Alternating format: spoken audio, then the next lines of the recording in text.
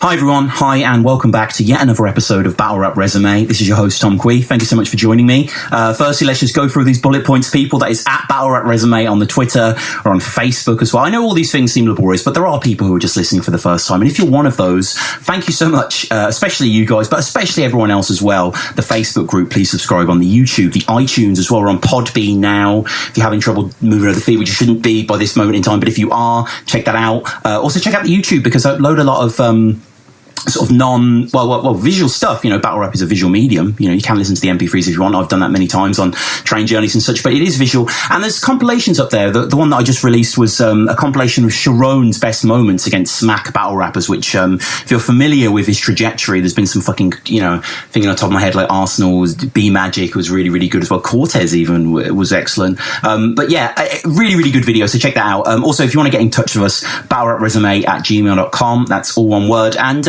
my guest is someone that, you know, you may be aware of. Like I've started to have people on this show that aren't necessarily battle rappers, even though my guest has battled, and we're going to get onto those battles, of course. But, you know, people like Clayton Dam, for example, or Amif Bassi, you know, people on the fringe of the scene that really contribute in a great way to the scene, to the community, to the industry of the YouTube, to whatever, you know, these figures. And Nikiya is another one of those figures, a kind of slightly mysterious figure, I suppose. You've seen his name on posters, you know, he's King of the Dot affiliated, you know, you've seen the interviews and stuff, so he's not that mysterious. This is a guy who's battled, as I said, you know, huge stuff concerning King of the Dot. And, you know, alongside what he's contributed, I think Nikiya stands as a symbol of just the battle community. You know, it's incredibly responsive and friendly to people that are positive towards it. I'm speaking from personal experience here on this podcast. And again, like having Nikiya on is kind of a cycle of that. But Nikiya and everyone else in the scene, I'm sure battlers will tell you that themselves. I'm sure, you know, being at events, you experience people who are great. I mean, Nikiya, that's where I want to start. Like, you're at World Dom 6 right now. How was your experience of that event?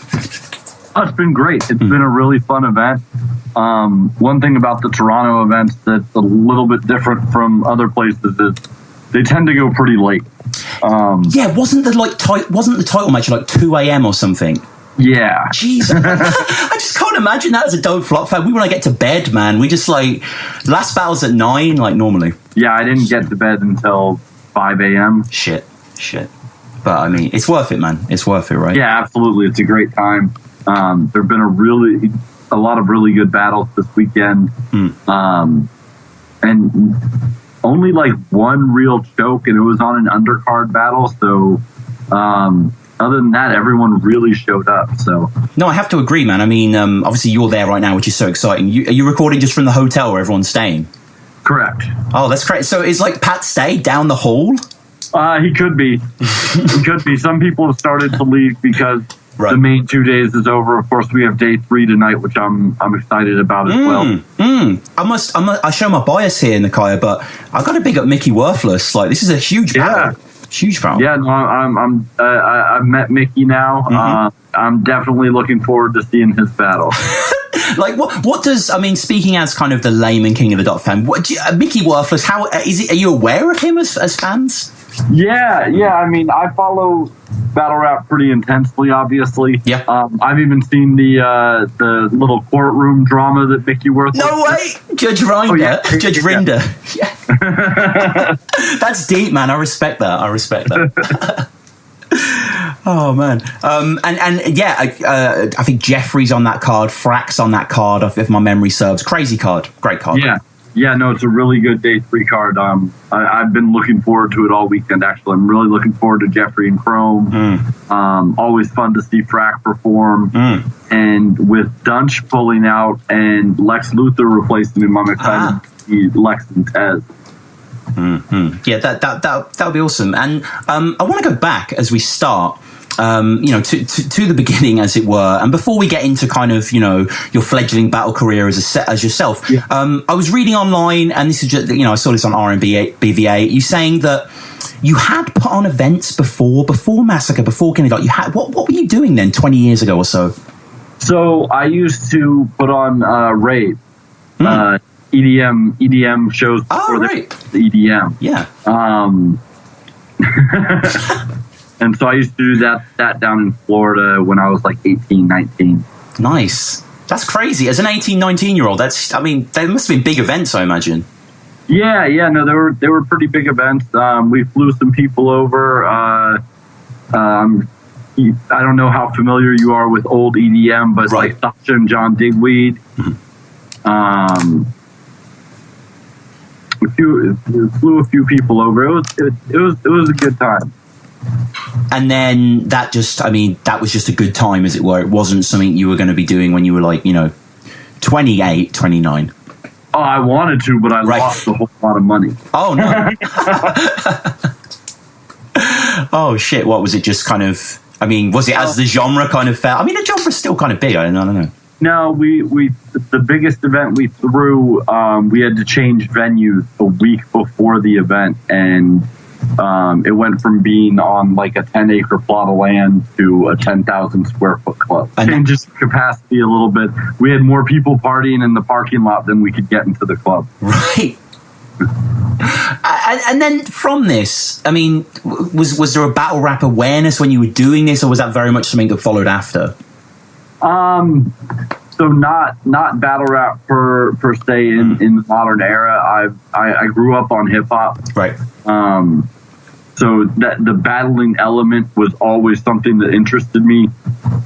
From the way old school days when MCs would try and see who could rock the mic better, to diss tracks. Tupac's got some of the classics. Nas, of course. Ether, right? It was crazy. Yeah.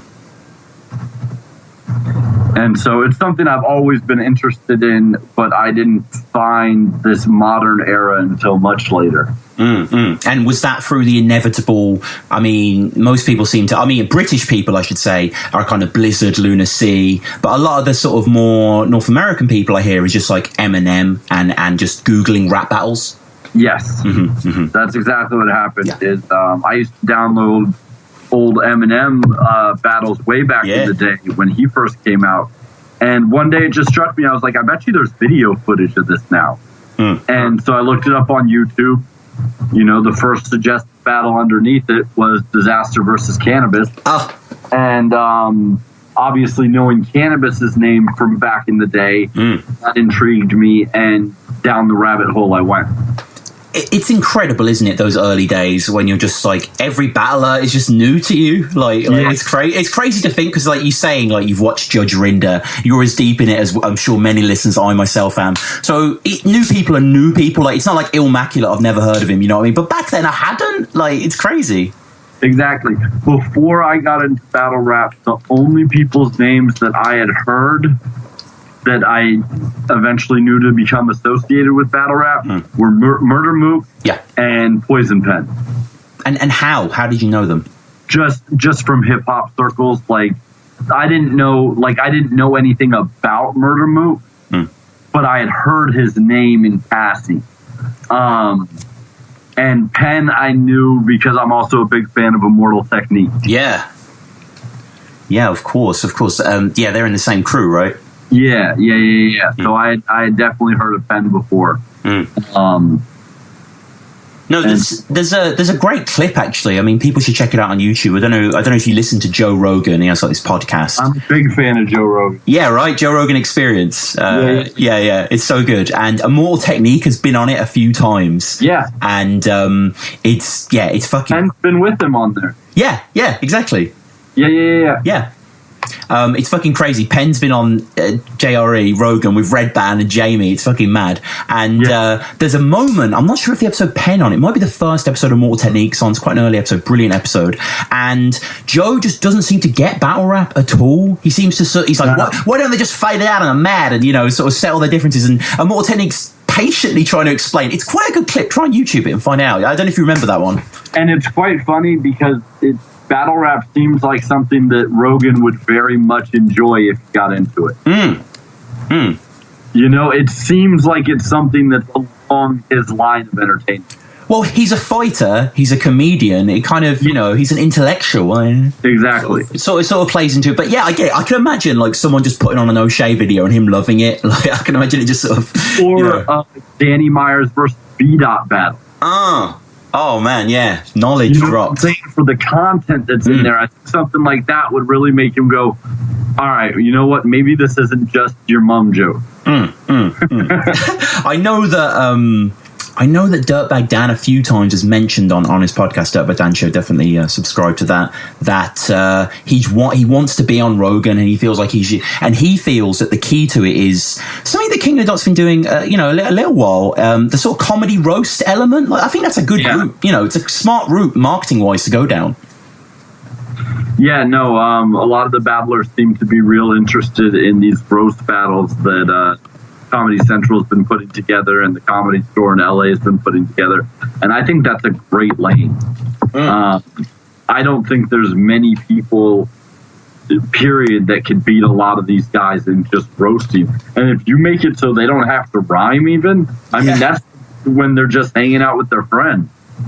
Yeah. No, that's just group chat. Like, that's just easy money. Yeah, I think that would be cool. And I think it's one of those things where they have to prove themselves in the same way Cannabis, as you mentioned, sort of failed to do, where the established studio rapper has to go on a battle stage. It's kind of interesting, isn't it? The battler going on the open mic, the comic stage. And I believe Sharon killed it. I remember watching most of that King of the Dot upload, and shouts to him, man. The guy's versatile as fuck. Absolutely. He's incredible. So, moving on, you're interested in battle rap, post Poison Pen and Moog, you start watching battles. King of the Dot, I mean, you have, obviously, your working relationship with King of the Dot. Were they an early favourite, or were you just watching everything? I was just watching everything. I watched strictly from my computer for probably about a year and a half, 2 years. And then the first battle I went to was Battle of the Bay 6. Oh, good event. Yeah. Was that Ilmac Big K? What was that? Ilmac Big K, Diz versus Aver, Danny Myers versus Rum Nitty on the opening day. Oh, did you see that? So for Danny Myers and Rum Nitty, I ended up actually, and I'll never make this mistake again, I left early because I was still jet lagged. I had gotten there that day. And I knew that the main day was the next day. And, I had never heard of any of the guys on day one. And I left and missed that battle.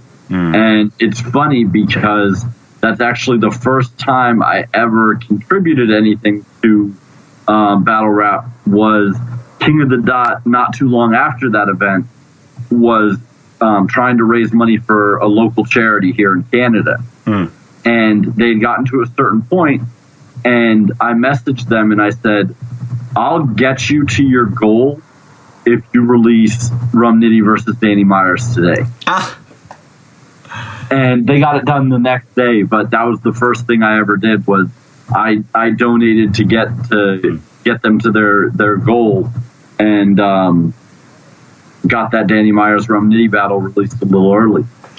Incredible battle. I need to rewatch it. It looks great. The colours are great in it, aren't they? People are wearing interesting out. I know it's a sort of weird thing to say, but obviously the writing is great. The whole Lima Beaner time machine was a fucking crazy. But there was some line about Danny Myers like chopping up Rum Nitty, like they have to like do his funeral on a conveyor belt or some shit. It's just some crazy Danny Myers Shout out Danny Myers. Shout out Soul. Check out the Soul episode for a long Danny Myers segment. But Don't Flop, I should ask. Were they in the watching category? Yeah. No. I ran across Arsenal versus Shoddy, of course, and that's one of my favorite battles of all time. Yeah. Hence why I tried to put on the rematch. But then I got into more Don't Flop guys. I really dig Tony D. Just saw Unanimous perform for the first time this weekend. How did he do? Because I have to be honest with you, Nikiya. In Don't Flop, the fandom is split. I don't really have an opinion on it, but some people dislike this guy because he's really laying into Don't Flop. Some people love him. Anti-hero. Did he do well against Sketch? Really good guy in person, and honestly, from his reputation and from the battles I had seen before, I had him as the favorite going in. He's battled huge names. Names. Exactly. That was a different Sketch last night. Sketch was on his game. And I'd have to say I'd probably give the battle to Sketch, but I think it's kind of hard for UK rappers to come over here. I think the accent barrier, it definitely hurts. Yeah. Yeah. It's interesting, isn't it? It seems to have that effect. Whereas whenever an American comes over here, it's kind of even crisper to our ears. Like, we appreciate that's kind of the formed way of it. But I mean, you know, you start going to events. This is something that I, found from your interview with Roan. You went to Blackout 4. Roan wrote a poem for your wife? Yes, this is a great story. Yeah. Although she's never gotten it. Oh! Yeah. No, Roan is my wife's favorite battle rapper. Matter of fact, he's the only battle rapper that my wife likes. She does not understand my... She's not a Head Ice fan. No, she does not understand my fascination with it. And so Roan said he was going to write her a 4-line poem and never gave it to me. And so it's been an ongoing joke, since Blackout 4. And did you read the poem? No. Like I said, he's only told me he had it and he carried it around for like the rest of the weekend.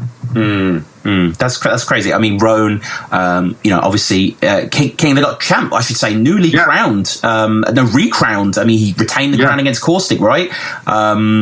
Rony Baby the King, I obviously really want you on the podcast, and we'll talk about this poem, man, because I'm a big poetry fan, and I'm curious what poem Roan would write for Nikiya's wife would be. I mean, not that, it's just like, what did he write? I bet he wrote something great. And you went from Blackout 4 straight to another event, which is just insane.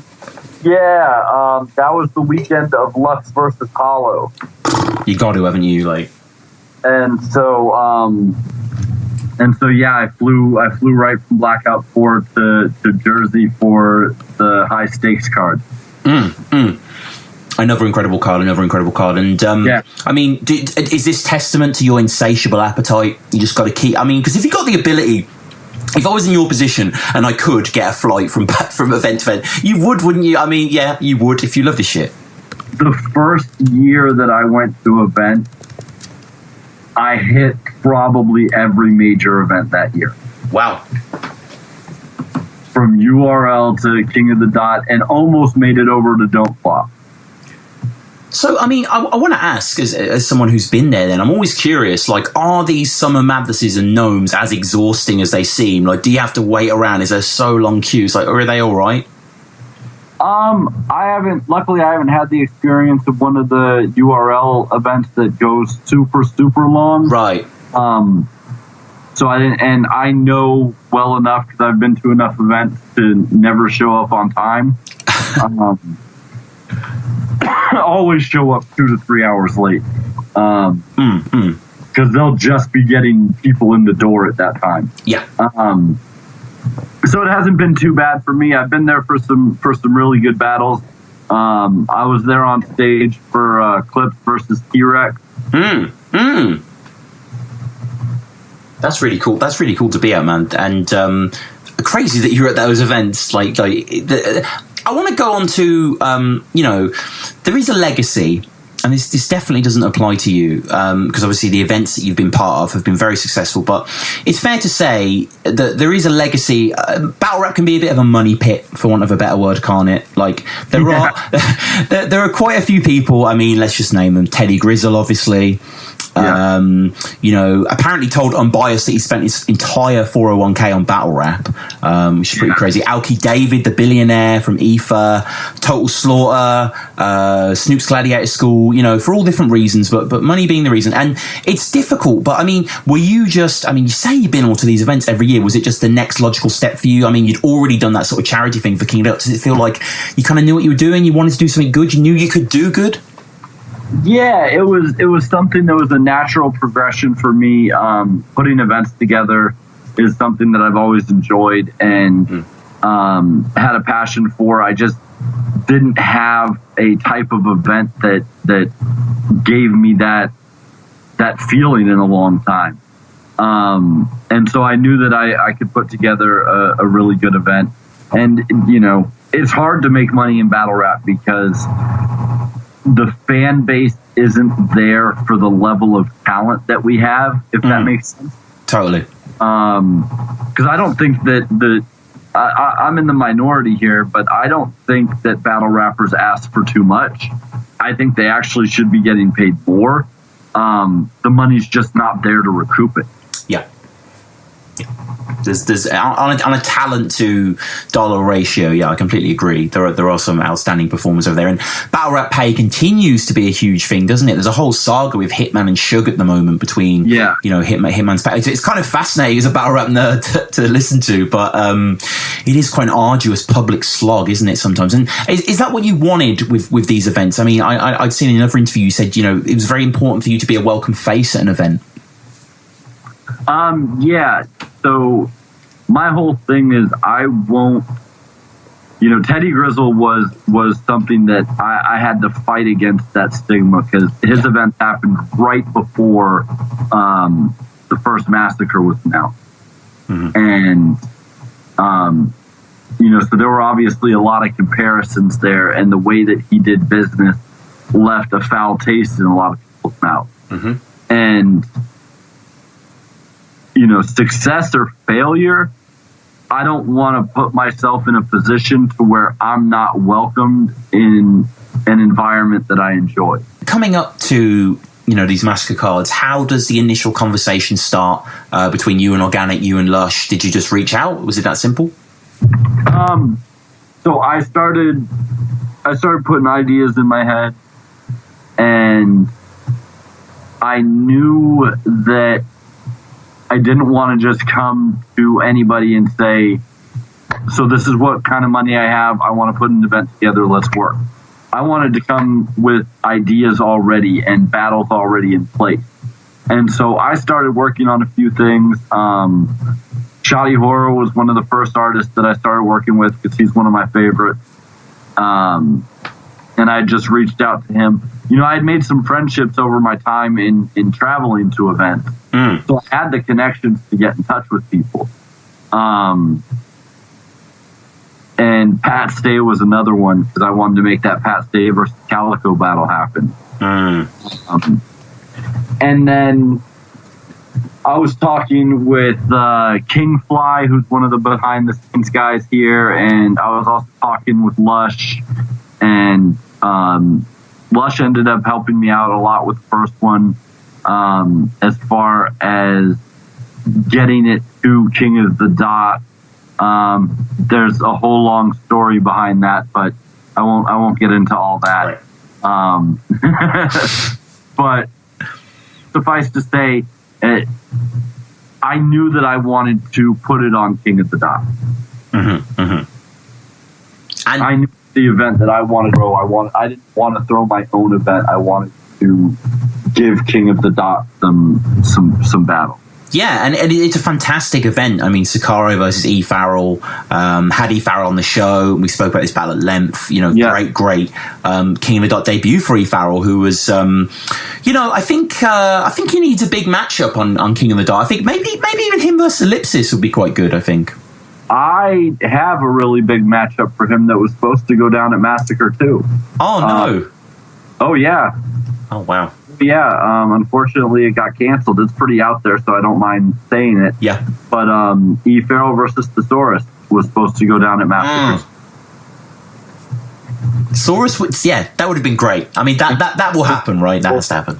About that battle, and that was a battle that I was really excited about.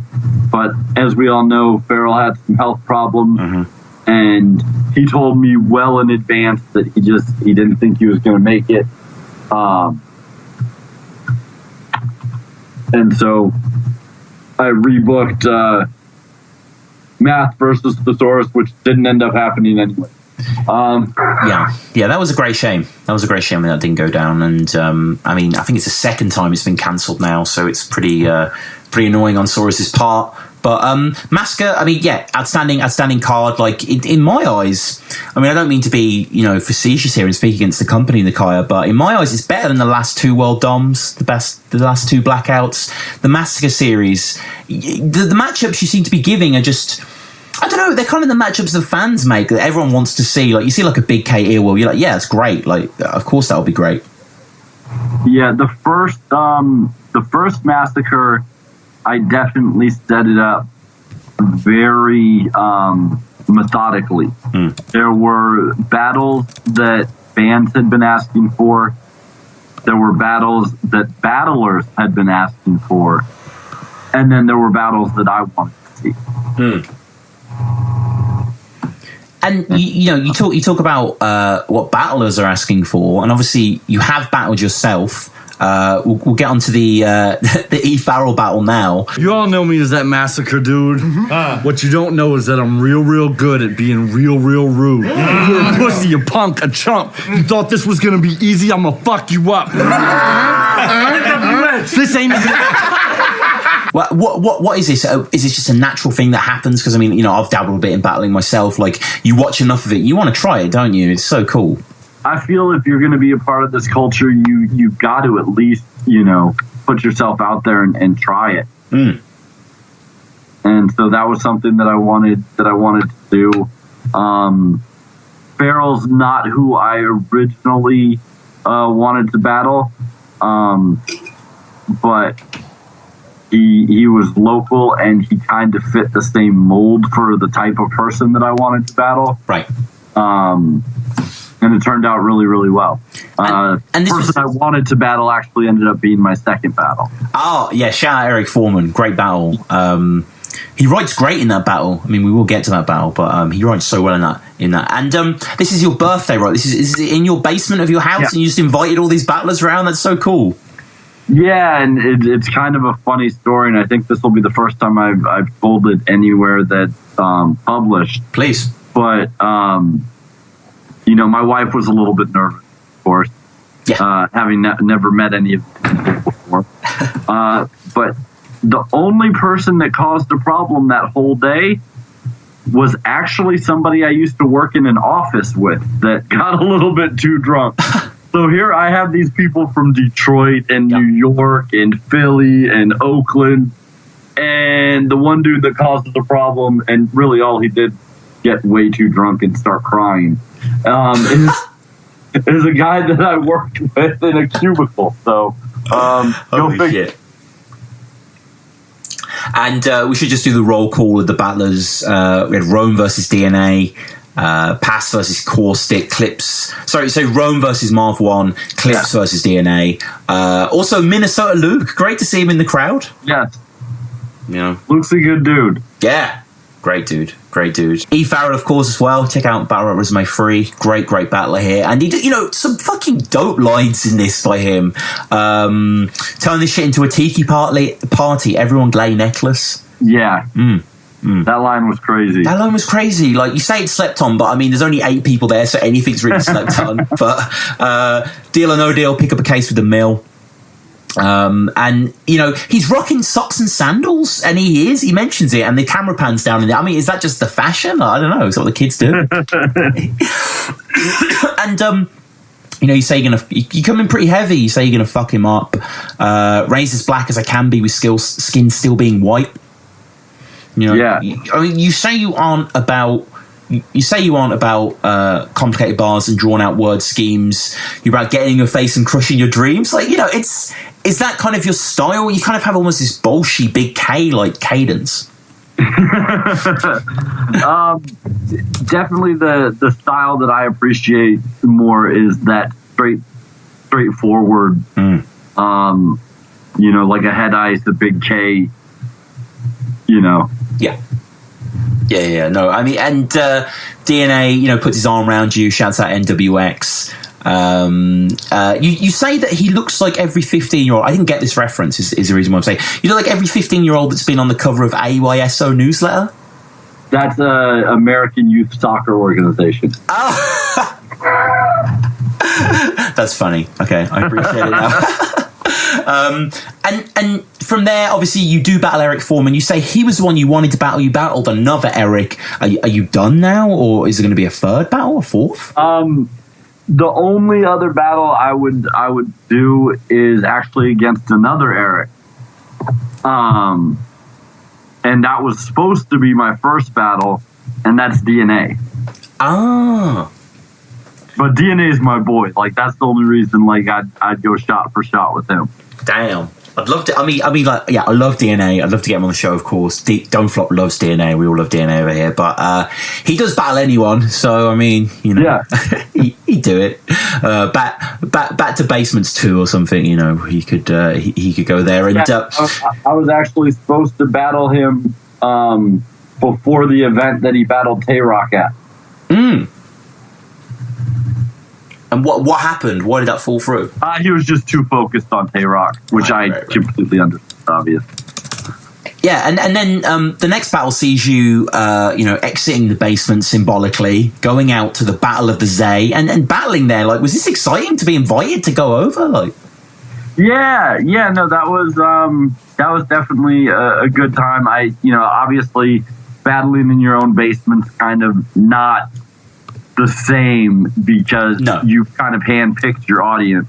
Yeah. So I wanted to try it in front of a crowd, and I was really happy with the stuff that I wrote, but I could not force myself for the life of me to sit down and get it memorized. Right. I kept saying, tomorrow I'll do it, and it never happened. Did you, I mean, what, you started the day before, the day of, or? Yeah, I mean, well, I knew when I went in there, I knew I didn't have it down.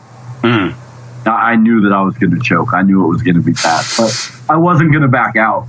No, of course not. And yeah, Dirtbag Dan's there. Great presenting by him. A great reaction. Yeah. Have y'all heard this kid Erik rap? Yeah, just did. He's nerdy with no confidence. God damn, that shit is whack. You know what's important to Erik Foreman? Message boarding. Erik Foreman, who I'm going to have on the show, Erik Foreman.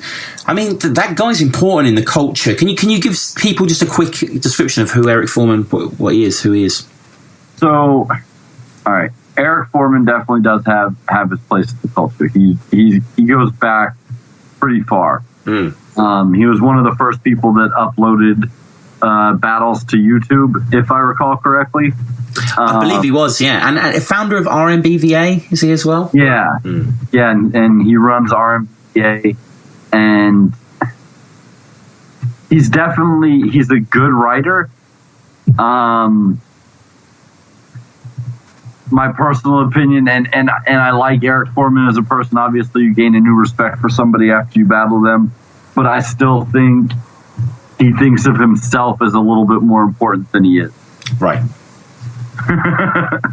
Don't we all? I'm sure he was loving that title match last night.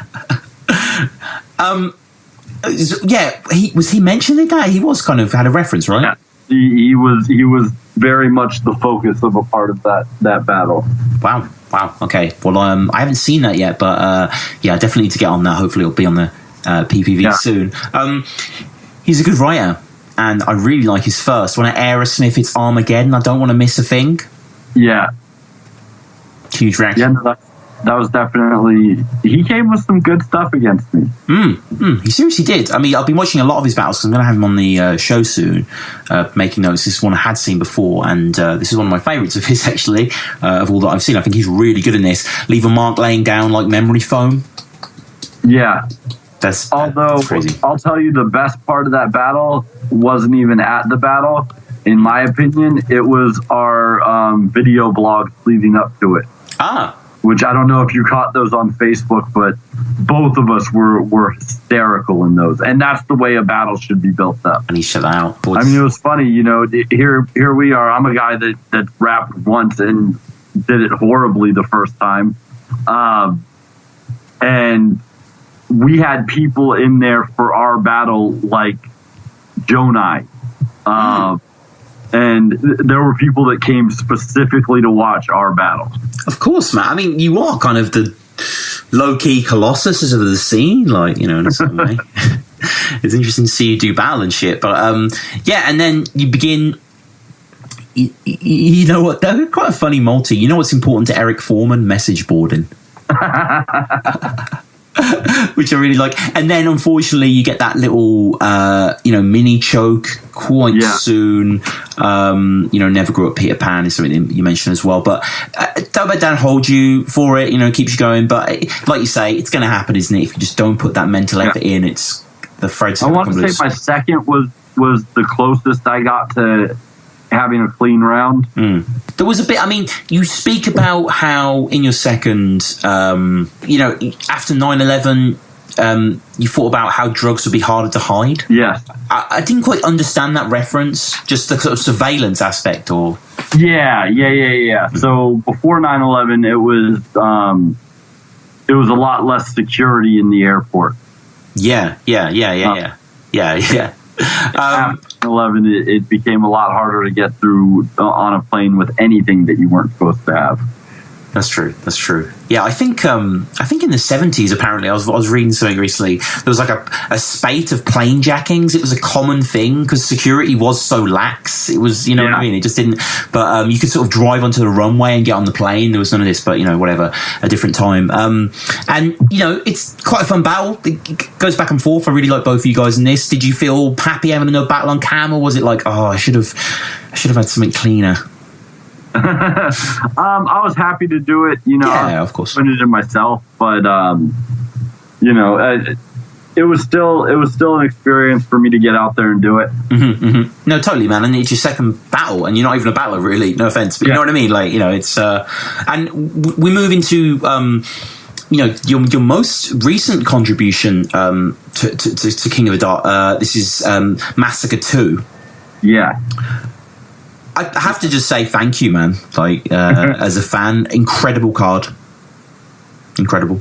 Like, that was an incredible weekend. And I'll tell you, I knew from the hotel that it was going to be a great event because you can just tell when the vibe is there.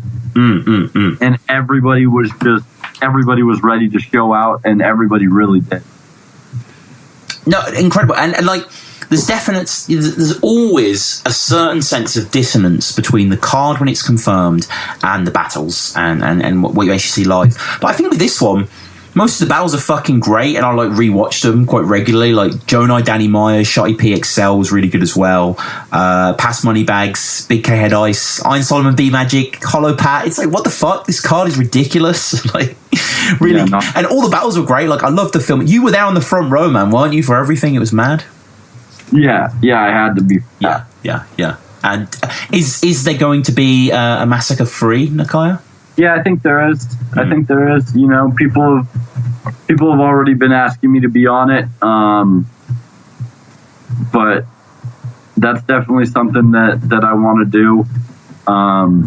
It's going to be hard to top the last one. Yeah, I don't know that I'll be able to do that.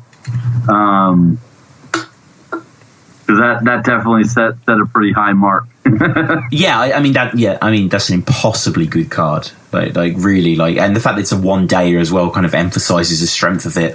I think just if Massacre is a continuing series, everyone will be happy because it set a precedent of great battle. Like, it's one of King of the Dots events that isn't just their kind of world dom blackout, and it's kind of it's got a bit and it's not on the the West Coast. It's interesting.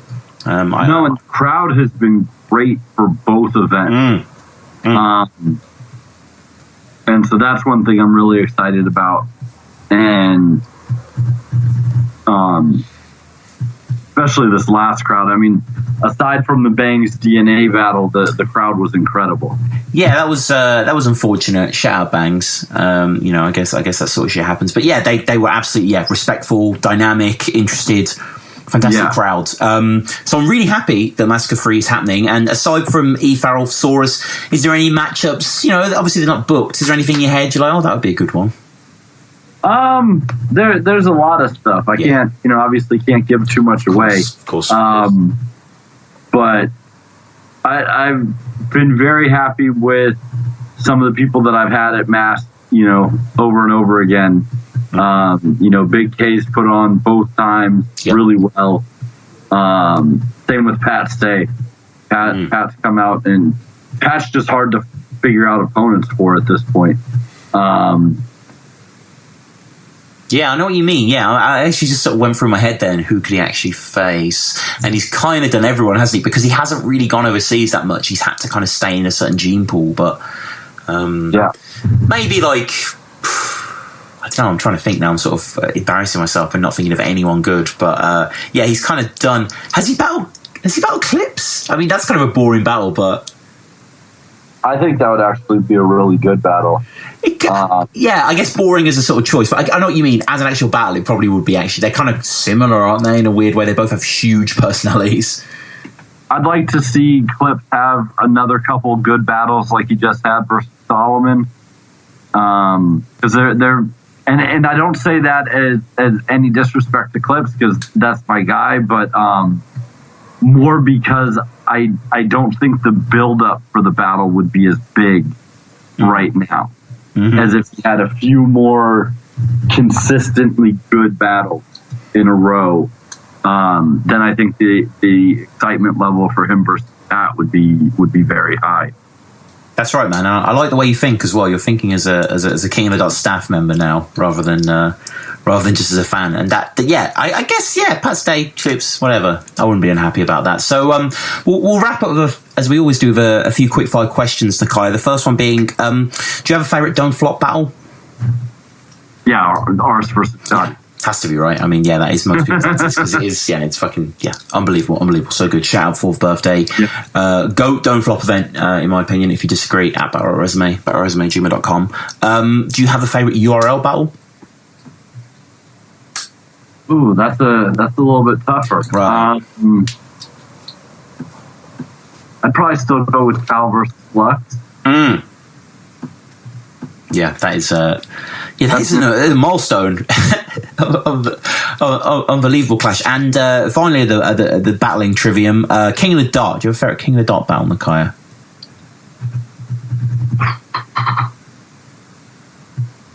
That's tough.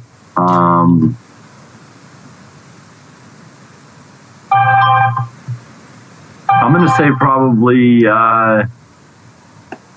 Diz versus Solomon. Were you there for that? Yeah, but I was too tired at that point. Like I said, these Toronto events go late.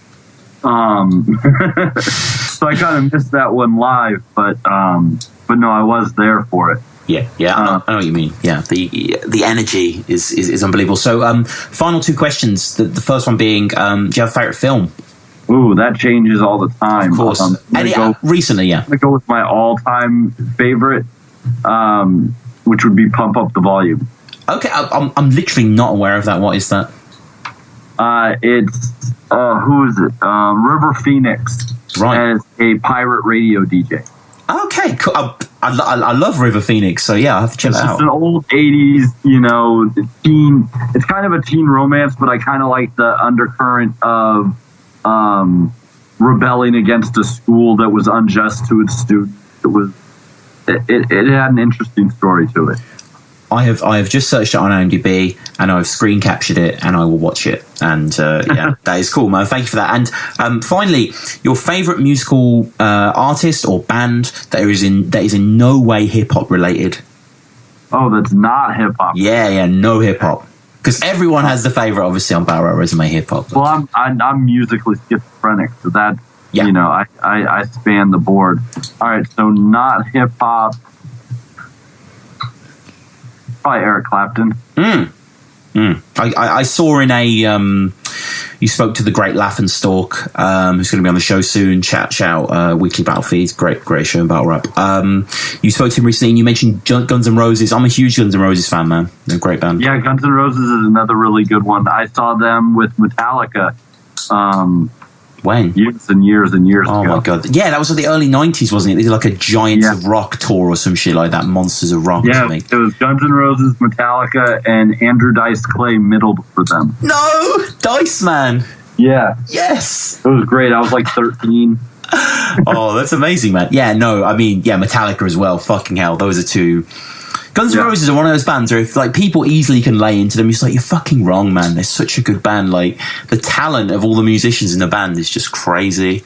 But anyway, we're ending on Guns N' Roses, man. So I just want to say thank you again. And no, of course. And again, listeners, like, Nikiya is someone who helps to fund events, helps to organise events, helps to plan events. Is someone that deserves your thanks. And if you want to help in some way, I guess follow you. Social media, you on there?